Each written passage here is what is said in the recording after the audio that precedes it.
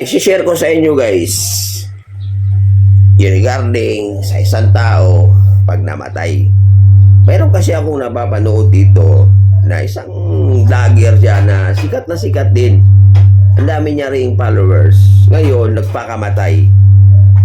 Di natin alam kung ano yung dahilan kung bakit siya nagpakamatay. Sa kabila ng sagana sa buhay, halos lahat na yata, no? Financial, mayroon. Pero bakit nagdesisyon siyang magpakamatay? No, nababalita yan sa TV. Etong babae na to, no, pakamatay siya. Ngayon guys, ano ba ang mangyayari sa atin pag tayo ay namatay? Mas lalo na kung ikaw ay nagpakamatay. Siyempre, ang tao may kaluluwa. Mayroon tayong espiritu. Pag namatay tayo, saan ba pupunta ang ating kaluluwa? At ano ang gagawin natin? Or ano ang pwedeng mangyayari sa atin? Sa ating kaluluwa. No? Ganito yan guys, no? Marami na akong na-encounter na sila namatay na. Tapos doon sa lugar na kung saan sila dinala ng kanilang kamatayan, no, ay hinugot sila doon. Hinugot sila doon dahil yung inalis sila doon sa kalalagyan nila. Ganito yung kanilang mga sinasabi. So nung hinugot sila doon, no, hinugot sila doon, tapos yung kamag-anak nung namatay ay gusto nila na makausap nila yung matagal nang namatay, no. So yung espiritu niya, no, pinasok sa katawan ng tao at yun nagsasabi siya kung ano yung nararanasan at kung ano yung sitwasyon nila doon. So mayroong isang unang-una, mayroong isa doon na namatay siya dahil sinaksak siya ng kanyang kapatid. So sinaksak siya dito sa likod, tapos namatay siya. Nung pagkamatay niya guys, no, simula nang namatay siya guys, never siyang nakakita ng liwanag. Dahil hindi siya yung kaluluwa niya, hindi siya pinasok doon sa katawan ng tao, bagkus kinausap lang siya. At ang sabi niya, nagpapasalamat siya. Yung nag-request sa kanya na tanggalin siya doon or iligtas siya doon sa lugar na yon, siyempre yung kapatid niya rin. Hindi yung kapatid niya yung pumatay sa kanya, yung isa pang kapatid. At nagpasabi siya doon sa kanyang kapatid na nagpapasalamat siya. Nagpapasalamat siya. Galit daw sinabi niya na guys, nagpapasalamat daw siya dahil simula nang namatay siya ay hindi siya nakakita ng liwanag. Yun ang sinabi niya. So yung mga panahon na yun, 1980s pa yata yun 1980s, yun ang sabi niya. So mayroon pa doon na nung simula nang namatay siya, nilagay siya sa madilim na lugar at yun nga, no, ay mayroong nananakit sa kanila doon sa lugar na yun. Sa kabila ng binulagang ka, no, hindi ka makita, sobrang dilim. Tapos bukod doon, mayroon pang nananakit sa iyo. Para bang tinutorture ka. Pero yung lugar na yan guys, ay hindi pa talaga yan as in inferno. Kumbaga, pwede natin sabihin purgatorio or basta hindi pa siya inferno, no? Temporary pa lang yon, hindi pa talaga as in yung dagat-dagatang apoy, no? So alam ko rin yan kung saan makikita at saan ang dagat-dagatang apoy o yung inferno.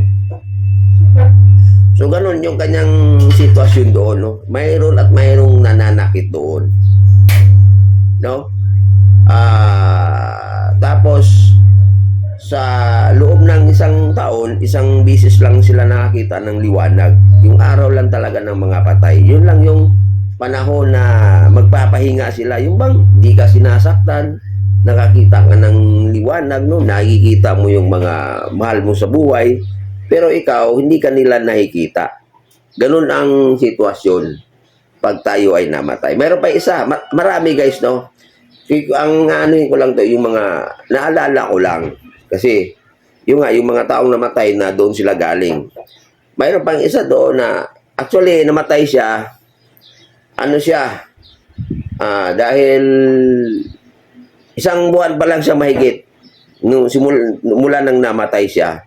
So, siguro, hindi siya umabot ng 40 days, no? Mga 30 plus na araw lang siya nung pagkamatay niya. Nung pagkamatay niya, guys, ano ang sinabi niya, guys, no?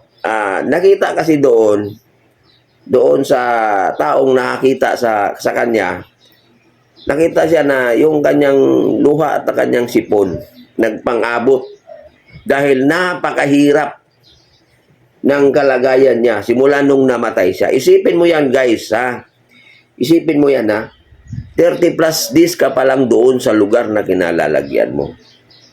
Pero isipin mo, ha? Sa ganung kaiksing panahon na nandoon siya, luha at sipon ang nagpang-abot sa kanya dahil sobrang hirap ang sitwasyon niya doon sa lugar na yon.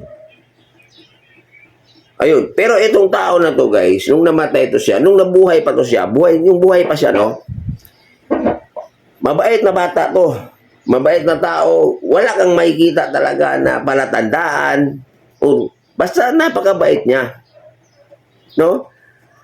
Kung alam mo lang tong taong ito, pag masasabi mo talaga na pag ito namatay ito, mapupunta talaga sa langit to. Kasi napakabait. Tahimik, hindi palaaway. Ito yun. Itong taong na ito. Pero sa kabila ng ganun yung kanyang karakter nung nabubuhay siya, pero bakit nilalagay pa siya doon? At nagpasalamat siya talaga. No? Nung nakita niya yung kapatid niya na nagligtas sa kanya doon sa kanyang kalalagyan, niyakap niya. Niyakap niya yung kapatid niya at grabing pasasalamat niya. Nagsisisi talaga siya. Mayroon siya kasing isang pinagsisihan na hindi niya nagawa nung siya ay nabubuhay pa. At yun nga, grabing pasalamat niya na naalis siya doon sa lugar na yun. Dahil sobrang hirap doon pag tayo ay namatay. Kaya sa mga kababayan ko, Umihi ka na doon. huwag niyong pangarapin na mamatay kayo. At mas lalong huwag niyong gagawin na magpakamatay kayo o magpakamatay tayo. Ihi. Kasi kung magpakamatay tayo, Dali. no, yung baga tayo ang tatapos sa buhay natin. Alam nyo kung gaano kahirap ang sitwasyon natin doon. No? Kilos na ba? Ganun yun, guys. Ganun kahirap ang sitwasyon natin mo pag ikaw ay namamatay. Ilalagay ka sa napakadilim na lugar at abang nandun ka,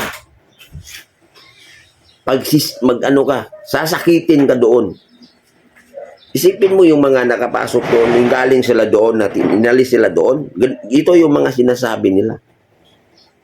Napakahirap. Sobrang dilim. Tapos mayroon pang nananakit sa iyo. Yun ang pinaka-worst talaga.